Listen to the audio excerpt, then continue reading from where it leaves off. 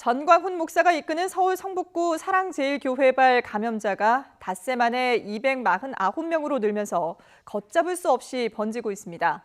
방역당국과 서울시는 전 목사를 경찰에 고발했는데요. 이에 대해서 전 목사 측은 잠시 뒤에 기자회견을 열고 입장을 밝힐 방침입니다. 현장에 나가 있는 취재기자 연결해 보겠습니다. 부장원 기자. 네, 서울 사랑제일교회에 나와 있습니다. 예, 자, 지금 그곳 교회를 중심으로 확진자가 상당히 많이 늘어나고 있죠? 네, 그렇습니다. 이곳 서울 사랑제일교회에서 첫 확진자가 나온 건 지난 12일이었습니다. 이후 교인 가운데 확진자가 기하급수적으로 늘어나면서 제 뒤로 보이는 것처럼 교회 시설은 물론 교회 앞 골목까지 완전히 폐쇄된 상태입니다. 앞으로 2주간 예배를 중단한다는 안내문이 걸려있긴 한데 사실상 무기한 폐쇄 상태가 이어질 것으로 보입니다.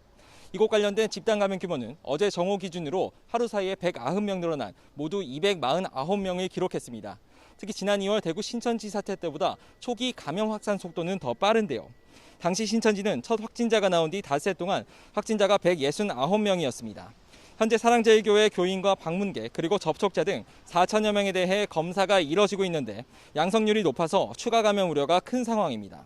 확진자가 이렇게 빠르게 늘어나자 방역당국과 서울시는 전 목사를 경찰에 고발했습니다.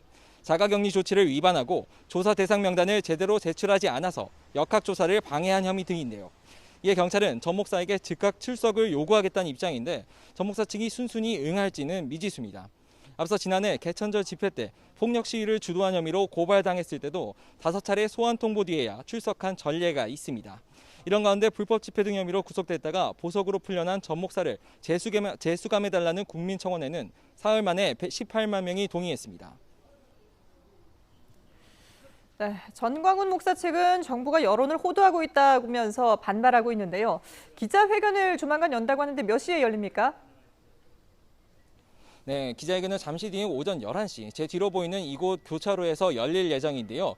전 목사는 참석하지 않고 전 목사 측 변호인단이 나와서 이번 사태에 대해서 입장을 밝힐 예정입니다. 앞서 전 목사 측은 서울시 쪽에 명단을 고의로 누락해서 제출한 의혹 등을 해명하겠다고 밝혔었는데요. 또 교회를 겨냥한 악의적인 허위 보도가 많다며 일부 언론사를 대상으로 고발 조치와 함께 민사소송도 낼 방침이라고 설명했습니다. 또 서울시에 대해서는 전 목사를 방문자 명단에서 제외한 채 제출했다는 발표에 대해서 허위 사실이라며 맞고소할 계획이기도 합니다. 지금까지 서울 사랑제일교회에서 YTN 부장원입니다.